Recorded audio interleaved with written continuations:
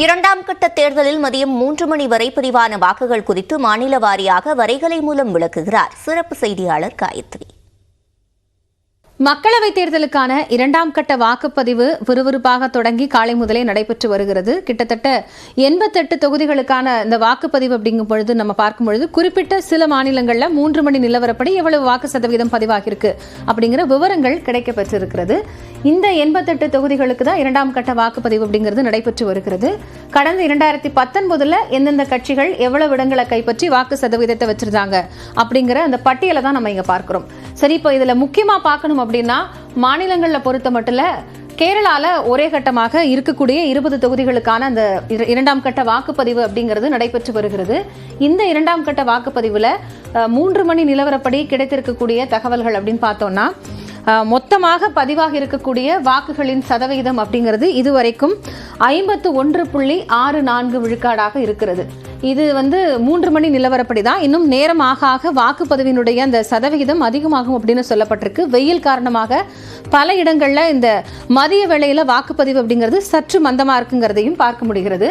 கேரளாவுக்கு அடுத்தபடியாக இருக்கக்கூடிய மாநிலங்கள்ல மிக முக்கியமா நம்ம பார்த்தோம் அப்படின்னா கர்நாடகாவினுடைய அந்த வாக்குப்பதிவு அப்படிங்கிறதும் கவனம் இருக்கக்கூடியதாக இருக்கிறது. கர்நாடகாவை பொறுத்த மட்டும் 28 தொகுதிகளுக்கான அந்த வாக்குப்பதிவு அப்படிங்கிறது 2 கட்டங்களாக நடைபெறுகிறது. இப்போ 2வது கட்டத்தில் மொத்தமாக இருக்கக்கூடிய அந்த 14 தொகுதிகளுக்கான வாக்குப்பதிவுல இதுவரைக்கும் பதிவாக இருக்கக்கூடிய வாக்கு சதவிகித நிலவரம் அப்படின்னு நம்ம பார்த்தோம்னா 50.93 விழுக்காடாக இருக்கிறது.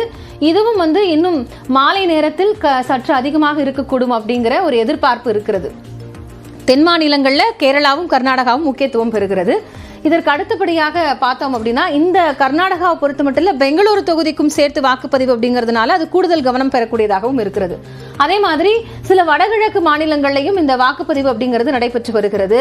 அசாமை பொறுத்த மட்டும் பார்த்தோம் அப்படின்னா வாக்குப்பதிவினுடைய சதவிகிதம் அப்படின்னு எடுத்துக்கிட்டோம்னா கிட்டத்தட்ட 60.32 விழுக்காடாக இருக்கிறது. இதுவும் வடகிழக்கு மாநிலங்களில் கவனம் இருக்கக்கூடியதாக இருக்கிறது. அதே மாதிரி மணிப்பூர், திரிபுரா ஆகிய மாநிலங்களுக்கான தேர்தலில் 68 விழுக்காடு வாக்குப்பதிவு 3 மணி நிலவரப்படி பதிவாகி இருக்கு.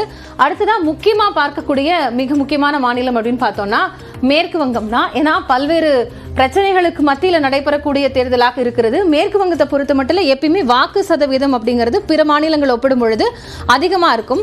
அந்த அடிப்படையில் 3 மணி நிலவரப்படி இங்க எவ்வளவு வாக்கு சதவீதம் இருக்கு அப்படின்னு நம்ம பார்த்தோம்னா ஒட்டுமொத்தமாக இதுவரைக்கும் 60.60 விழுக்காடு வாக்குப்பதிவு நடந்திருக்கிறது. ஸோ இன்னும் நேரம் ஆக மாலை 6 மணிக்குள்ளாக இந்த வாக்கு சதவீதம் அப்படிங்கிறது 80% அல்லது 75 தொடுமா, முதற்கட்ட வாக்குப்பதிவு போன்று இருக்குமா அப்படிங்கிறத நம்ம பொறுத்திருந்து தான் பார்க்கணும். இந்த 88 தொகுதிகளுக்கான வாக்குப்பதிவு சற்று மதிய வேளையில் மந்தமாக இருப்பதாகவும் அது தொடர்ந்து அதிகரிக்கும் அப்படின்னும் வாக்குச்சாவடியில் இருக்கக்கூடிய அலுவலர்கள் தெரிவிச்சிருக்கிறாங்க. இருந்தாலும் மக்களுக்கு பாதிப்பு ஏற்படாத வகையில் வெயிலிருந்து தற்காத்துக் கொள்ளும்படியான அறிவுரைகளும் வழங்கப்பட்டிருக்கு.